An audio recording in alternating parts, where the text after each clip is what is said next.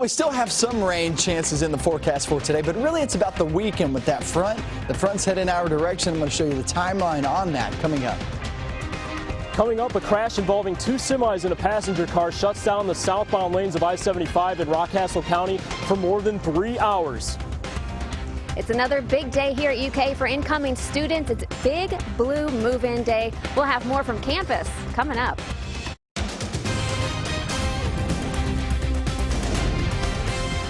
This is WKYT News at Noon. Hello there, and thanks for joining us at noon. Bill Bryant and Barbara Bailey reporting for WKYT. It's going to be another day of rain and storms, but just hang in there. The good news, once they're gone, we'll have some very pleasant temperatures. We begin with WKYT meteorologist Micah Harris and a check of your weekend forecast. Yeah, we're going to have some strong thunderstorms as we roll off into the night, Saturday night into Sunday morning. That's the look right there. But let's talk about what's going on right now at this moment. It's still a couple of sprinkles, a couple light showers down south. That's about it. However, we span out and we still see the blob of rain. That rain is really going to just roll right down the I-4 corridor there in Tennessee. It's not really going to affect us all that much. However, what happens is once we get into the heating of the day, which we're getting into right now, we're actually going to throw some of that energy into our region. That'll give us a few rumbles of thunder, but for the most part, remember this, most of us stay dry today. If you get hit by the rain, you're just one of the unlucky ones. That's the way it's going to go today. 70s right now, and we'll finish off right there, and the low to mid 80s. Now we're getting into the weekend. The weekend cold front is what we're going to be paying attention to, and it's a big cold front too. We're talking storms on one half of the day, one half of the weekend. The next half of the weekend, it's beautiful and it feels amazing. I'm going to have that coming up in just a few minutes. Okay, we're eager to hear about that good news. Thank you, Michael. Police say it could have been much worse. This afternoon, the southbound lanes of Interstate 75 have reopened following a crash. Two semis hydroplaned. One of them hit a car near the Renfro Valley exit in Rockcastle County. We've learned that the cable barriers kept the crash from being much more serious. WKYT's Mike Byer has more in our top story at noon. Mike? Standing by I-75 in Rockcastle County at the Renfro Valley exit. As you can see behind me, traffic in the southbound lanes is moving now, but that wasn't the case a short time ago. Just after 8 this morning, a crash involving two semis and a passenger car shut down the southbound lanes of I-75 for over 3 hours. The crash happened about a half-mile north of the Renfro Valley exit. Kentucky State Police tells us a semi was traveling northbound when it began to hydroplane and then crossed the median. Troopers say the semi then hit the cable barrier and struck a passenger car from Wisconsin that was heading southbound. Troopers say a second semi was right behind the first one and also hydroplaned before coming to a rest in the median. We're told the person in the car received minor injuries and was taken to a hospital in Rockcastle County. No one else was hurt. Now, troopers say this accident could have been much worse if it wasn't for the cable barrier. They at least slowed it down so it didn't strike the vehicle heading southbound and cause a fatality today. There was an injury, there was an accident, but I think the cable barrier's done its job today.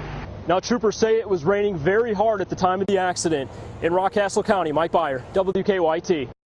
And the southbound lanes of I-75 reopened shortly after 11 o'clock this morning. A long delay before that for folks. Police have arrested a woman they say shot her husband because she believed he was having an affair. 66-year-old Brenda Strohmeyer is charged with assault. State police say they found William Strohmeyer with a gunshot wound outside a home on Privet Road in Jackson County. He was taken to the hospital, treated, and released. An emotional courtroom in Laurel County today where a man was sentenced for the death of his girlfriend. Police originally charged Christopher Bird with the murder of Shannon Engel, but earlier this month the jury found him guilty of reckless homicide. Today Bird received a 1-year sentence, but he was also given credit for time served and is now a free man. You'll hear from the victim's frustrated mother coming up at 12:30. There could be a resolution today in a toddler's murder 7 years ago. The boy's mother and her then boyfriend will be in a Rowan County courtroom in Moorhead where they could plead guilty. But as WKYT's Victor Puente shows us, one of the suspects is telling us he's not taking any deals. It's been 7 years since 2-year-old Nathaniel Jones died at a Moorhead hospital. His mother and her then boyfriend were indicted in his death. Today that case could be coming to a close. Jones died at St. Clair Regional Medical Center after state police say he suffered injuries to his stomach while in the home shared by his mother and her boyfriend.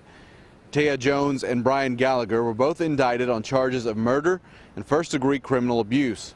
The case was set to go to trial in June of last year, but that was delayed, and today there could be a guilty plea.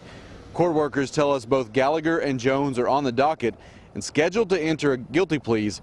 But this morning, Gallagher called WKYT and told us he has no intention of entering a plea because he's innocent. He told me he's not sure if Jones will because he hasn't spoken to her attorney.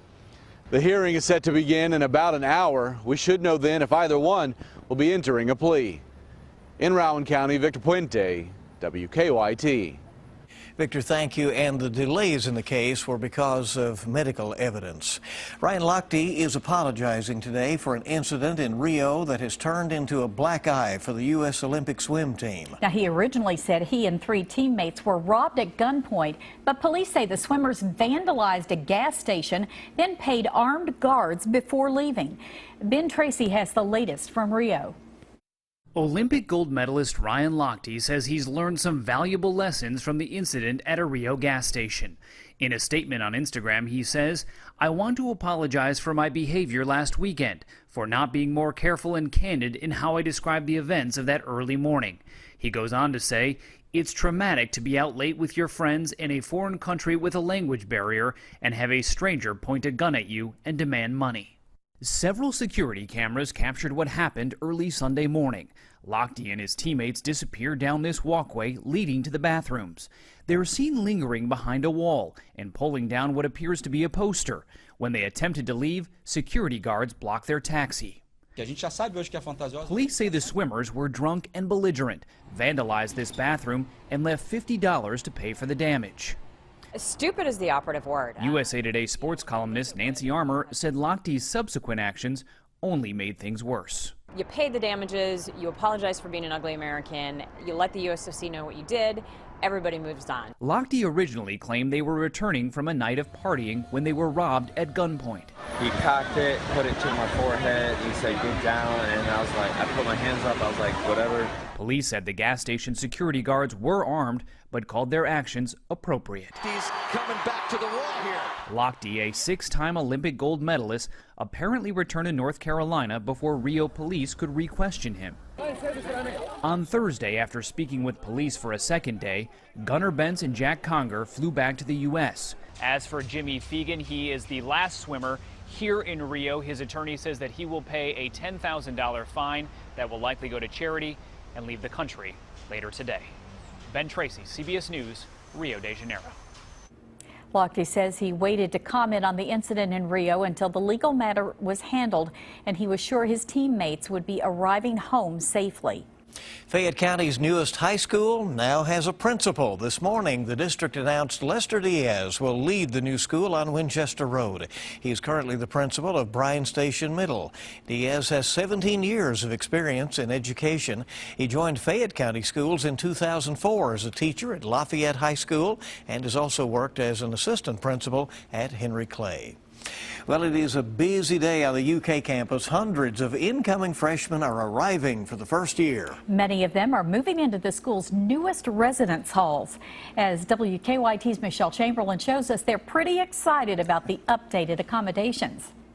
It's day 3 of Big Blue Move, and today students will be moving into Boyd Hall, UK's newest residence hall. No, we have 2 elevators going straight up, so we're going to get you up to your room as quickly as we can. Freshman Raina Mitchell is moving on campus today. Oh, who are you? I'm Raina Mitchell. She, along with nearly 800 students, are beginning their college journey, moving into the new Boyd Hall.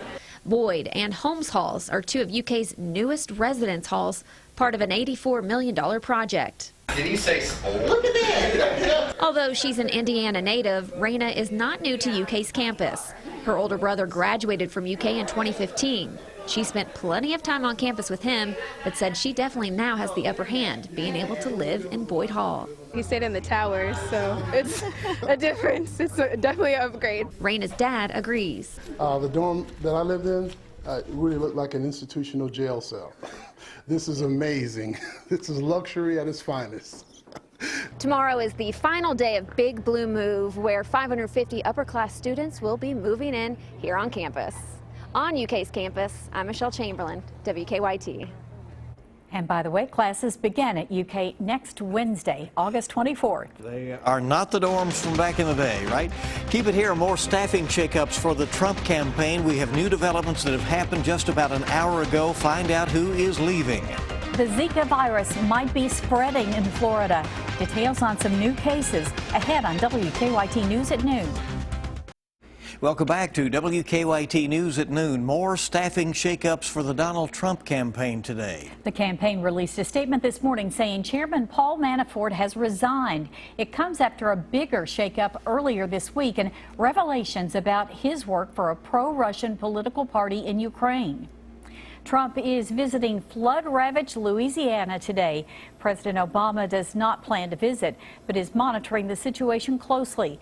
While some are criticizing that decision, Louisiana's governor says he's satisfied with the federal response.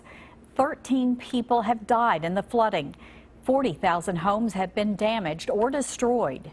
Firefighters have gained some more ground against a large wildfire east of Los Angeles. The flames are said to be 26% contained at this point, up from 22%.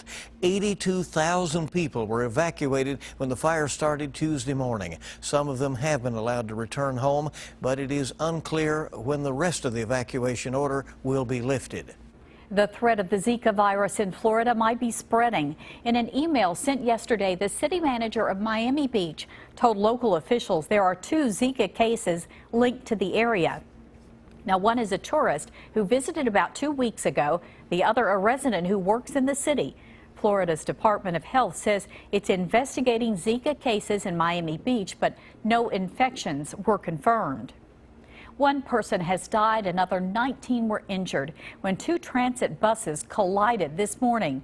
One of the buses nearly broke in half because of the crash in Newark, New Jersey. The city's mayor says one of the drivers may have T-boned the other. The person killed is one of the drivers. 7 people are in serious condition, and the rest have non-life-threatening injuries. Eddie Bauer says credit card thieves have recently targeted its stores. The company found and removed malware from registers at nearly 350 stores. If you used a credit card there between January and July 17th of this year, it might have been compromised. You can visit Eddie Bauer's website for more information. The company has one store in Lexington, that is at Fayette Mall. So something else to think about. Check your statements. Well, even otters love the Olympics, it turns out. We'll show you how these guys at the Newport Aquarium got in on the fun. Not really a good chance of rain today. Most of us stay dry. However, that will change for your weekend as the front approaches us from the west. Not only will it bring us strong storms, but also big shine and some cooler air. We'll have that coming up next. Now, your zone-by-zone forecast with meteorologist Micah Harris.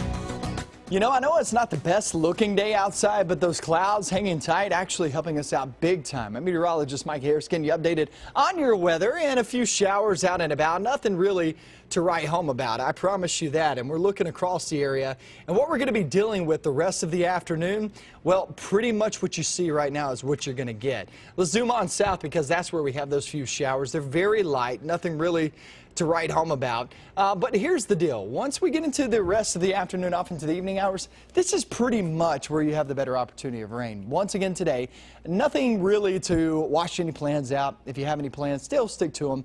Know this, that you'll have one of those showers fly across you. And yes, you could have a heavy downpour here or there, but for the most part, the rest of the day, it's just a small chance of rain. I don't see much of an issue there. Kickoff, high school football. A lot of us kick off today. Some of us still kick off next week. But the ones who kick off today or even Saturday, this is going to be the look for today is a small chance there at kickoff. But by halftime, by the end of the game, it looks smooth sailing. Everything looks good to go. Temperatures there in the 70s. Doesn't feel bad. Doesn't look all that bad. So most of us will not be impacted by these storms today. Most of us. It's only a small chance the rest of the day, especially southbound. Now let's talk about your Saturday cold front, because that cold front's heading our direction. You've heard about it the past few days. Here it is. Daylight hours look like a 40% chance of rain. It's more of the hit and miss variety like we've been seeing the past 5 to 7 weeks. I mean, it's been a while since we've actually had a real line move through. It's just been hit and miss here and there. But once we get into the evening and nighttime hours, everybody will see rain then.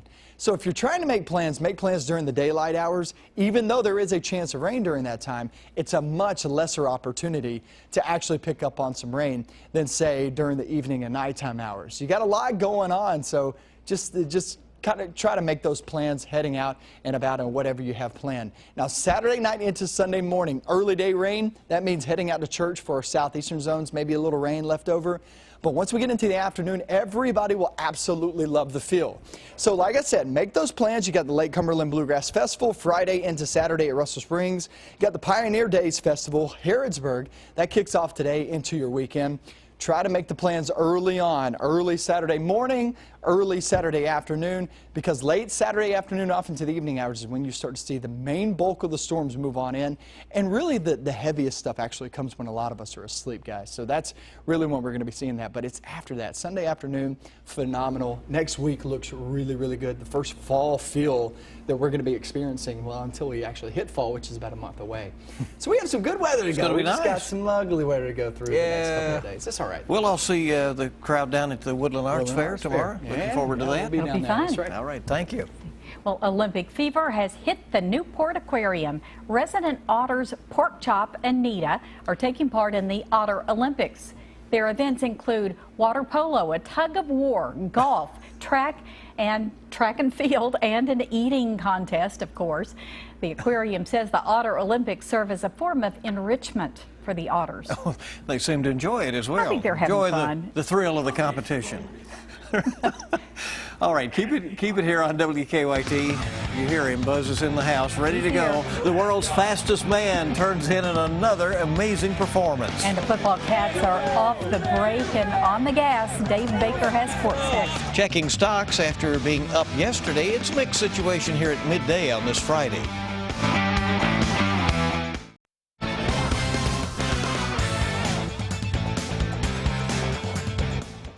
You've gotten a sense over the summer that there's a real wait-and-see attitude with Kentucky's football fan base, and one barometer of that has now been confirmed. Jen Smith in the Herald Leader today reports that ticket sales are down about 14%, just 2 weeks away from the regular season opener.